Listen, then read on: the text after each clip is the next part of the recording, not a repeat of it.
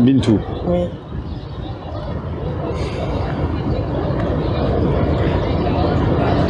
qu'est-ce qui fait selon toi que parfois on reçoit des invitations comme ça, on reçoit des appels? Le bon timing, je pense. Et une réponse c'est une réponse à nos propres invocations. On demande, moi, je suis quelqu'un qui demande beaucoup de doigts à Allah pendant mes prières. Et même si il les réalise pas à l'instant T, lui, il sait quand est-ce que c'est le bon moment pour les réaliser. Donc, voilà, c'est tout simplement une réponse à nos propres invocations. Peut-être des fois même pas, c'est Allah qui décide tout simplement que c'est à ce moment-là que tu dois être là où tu es. C'est dur quand même de se dire, moi je veux être là, mais peut-être que je suis attendu là. Non?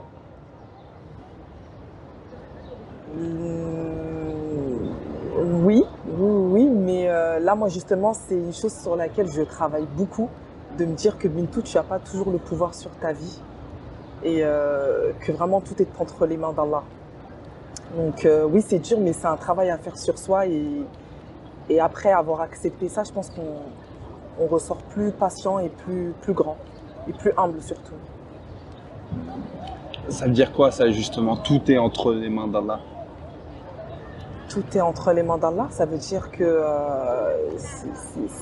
nous, on fait juste les causes, on fait les efforts, mais le, la finalité, en fait, c'est pas toi qui décides, en fait. C'est même quand tu fais une invocation, tu places ta confiance en Allah, tu fais les causes, mais ça aboutira pas là forcément où toi tu,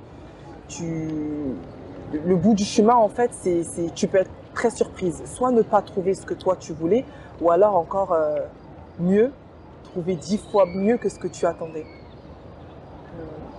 Alors, je vais te poser cette question de manière totalement intuitive, je te laisse y répondre de manière totalement intuitive, mais toi, t'attends quoi au bout du chemin?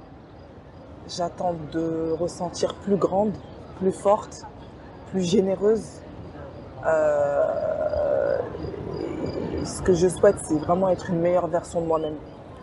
Et avant tout, c'est la satisfaction d'Allah. Aujourd'hui, mon but premier dans ma vie, c'est qu'il soit satisfait de moi.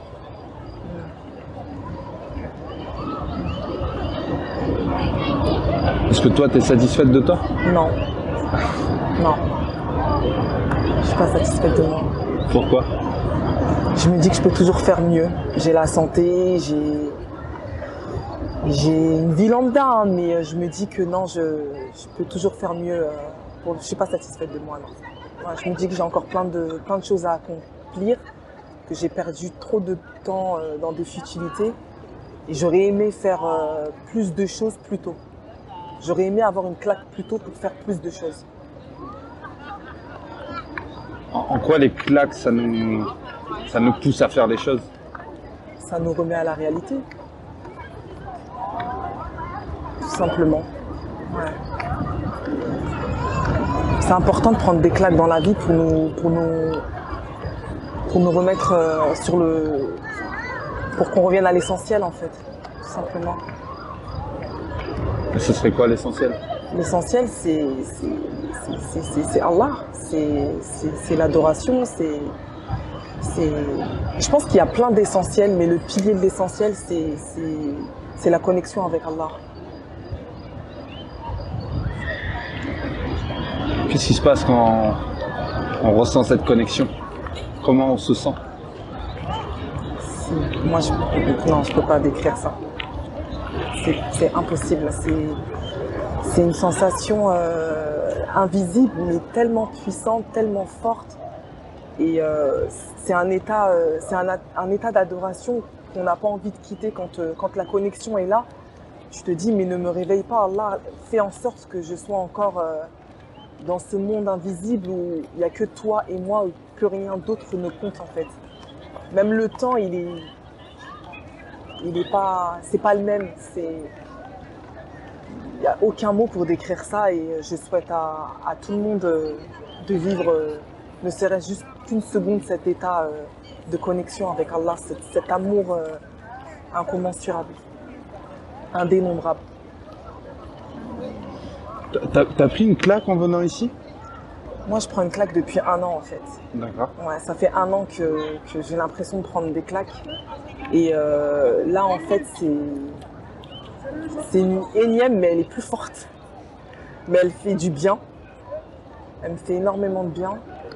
Et c'est celle que j'ai envie de... J'en ai pris plusieurs cette année des claques, mais c'est celle que j'ai envie de me prendre encore pendant un an. J'ai envie de revenir tous les 6 mois maintenant. Ouais, c'est une bonne claque. C'est-à-dire qu'il y a des bonnes claques et des mauvaises? Non, il n'y a que des bonnes claques, je pense. Ouais. Il n'y a que des bonnes claques. Comment se relever ou comment poursuivre sa vie après une bonne claque?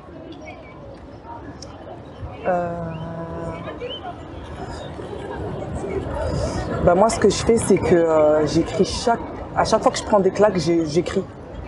J'écris et j'essaye un maximum de transmettre les émotions que j'ai vécues pendant cette claque-là. Et après, à l'avenir, quand je vois que j'ai une baisse de foi ou une baisse de morale, de relire ce que j'ai écrit lorsque j'ai ressenti toutes ces émotions après la claque. Et justement, en fait, pour moi, c'est comme des vitamines. De relire les écrits, ça me remet dans le bain et après, ça y est, c'est bon, j'ai repris assez d'énergie et de force pour continuer mon bout de vie, tout simplement. Quel est le plus beau message que tu t'es écrit et que tu as pu relire? Le premier qui te vient en tête, hein? Depuis que je suis ici, Non, de manière très générale, hein? le plus beau message que j'ai écrit et que j'aime relire, c'était la claque que j'ai prise pendant Covid, où le monde s'est arrêté, mais moi j'ai vraiment voyagé dans ce monde que je te disais, ce monde invisible où tu es en totale connexion avec Allah. Et Covid, ouais, c'est les écrits que j'aime énormément relire parce que ça a été une période, la plus belle période de ma vie, là où j'ai pris toutes les décisions qui ont changé mon quotidien. Donc ouais, c'est les écrits qu'il y a eu pendant Covid.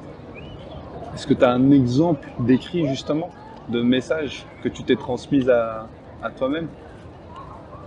Une citation ou quelque chose comme Ouais. ça? J'ai pas vraiment de citation, j'écris juste des ressentis en fait. D'accord. Et depuis que tu es venu ici, tu as écrit aussi? Oui, j'écris. C'est une obligation. C'est pas possible parce que de toute façon, je savais que j'allais vivre des moments intenses. Donc, ouais, je crois que c'est la première chose que j'ai mis dans ma valise, c'est mon journal intime spécial Omra.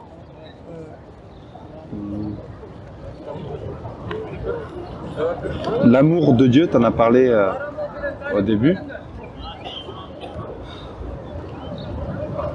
Comment on le ressent?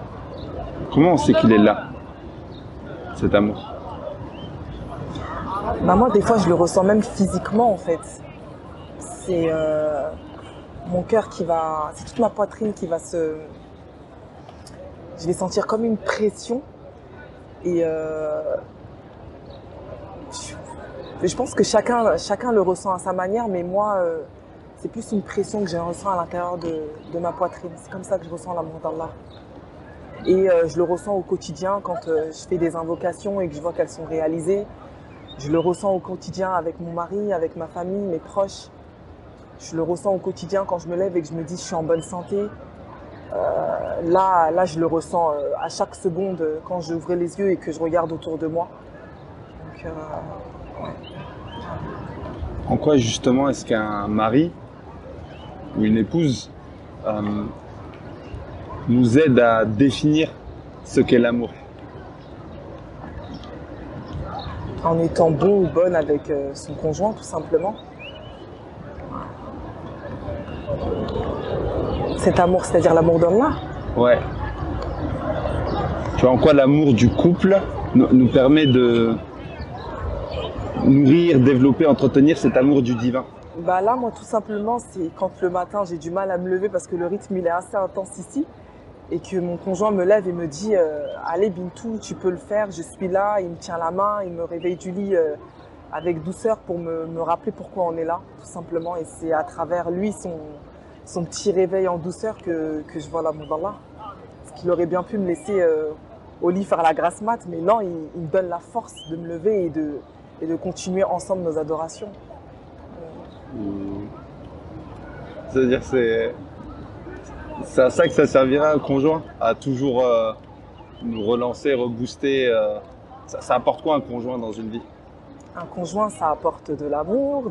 Moi, il m'a apporté des enfants, il m'a apporté de la stabilité, il m'a apporté, je pourrais dire plein de choses, hein, mais quand on tombe sur la bonne personne, c'est quand on dit que dans l'islam, c'est vraiment la moitié du djinn. Moi, je le vois vraiment depuis 10 ans.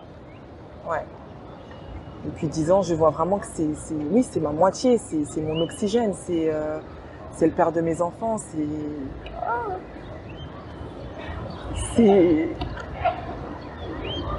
ma vie,